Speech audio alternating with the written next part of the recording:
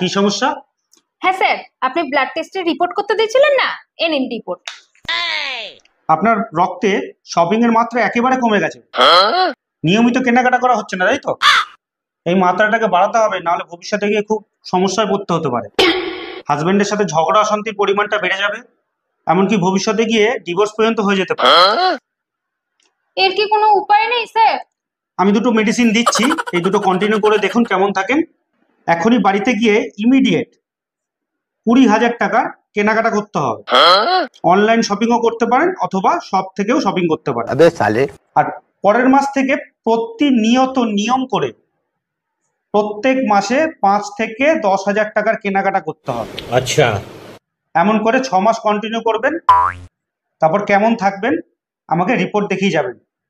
এবং যদি দরকার পড়ে, আমি একটু লিখে দিচ্ছি এখানে, যদি দরকার পড়ে তাহলে 6 মাস পরে একটা ব্লাড টেস্টও করতে হতে পারে।